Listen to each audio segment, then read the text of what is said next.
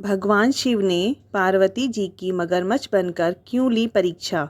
सुने ये पौराणिक कथा। हिंदू धर्म में सोमवार के दिन का बेहद महत्व माना जाता है। सोमवार के दिन भोलेनाथ की कथा पढ़ने से हर इच्छा पूरी होती है। भगवान भोलेनाथ को बेहद जल्दी प्रसन्न होने वाला देवता भी माना जाता है। भोलेनाथ का विवाह पार्वती जी के साथ हुआ था।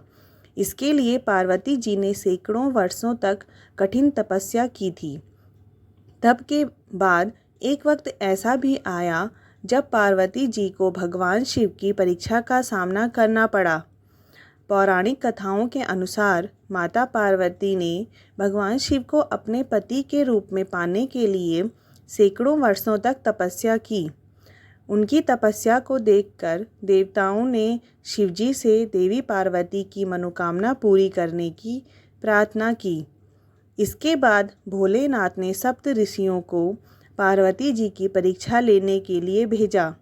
इस परीक्षा के दौरान सप्त ऋषियों ने शिवजी के ढेरों अवगुण बताते हुए माता पार्वती से शिव जी से विवाह न करने को कहा।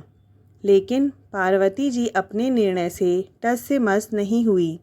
इस पर खुद भोलेनाथ ने माता पार्वती की परीक्षा लेने का निर्णय लिया।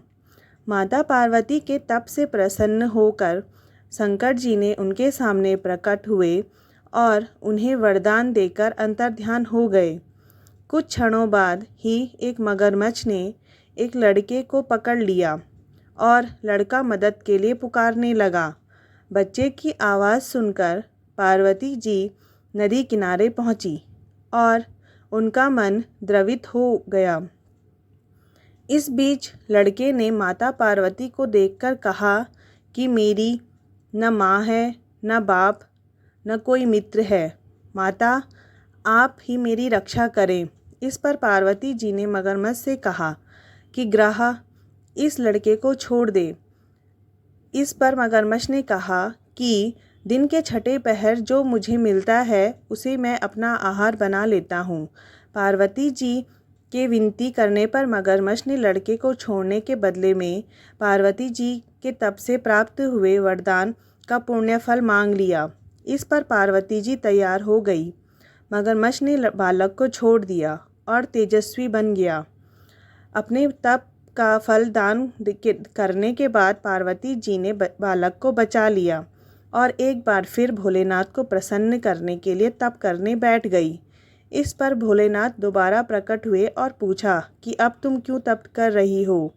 मैंने तुम्हें पहले ही अपना मनमांगा दान दे दिया है। इस पर पार्वती जी ने अपने तप का फल दान देने की बात कही। इस पर शिवजी ने प्रसन्न होकर बोले, मगरमच्छ और लड़के दोनों के स्वरूप में मैं ही था।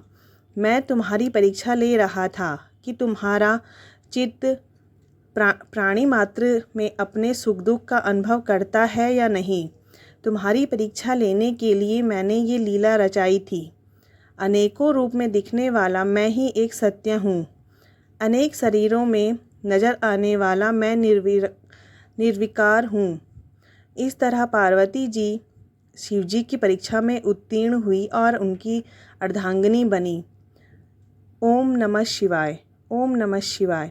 अगर आपको ये कथा पसंद आई हो तो चैनल को लाइक, शेयर, सब्सक्राइब करें।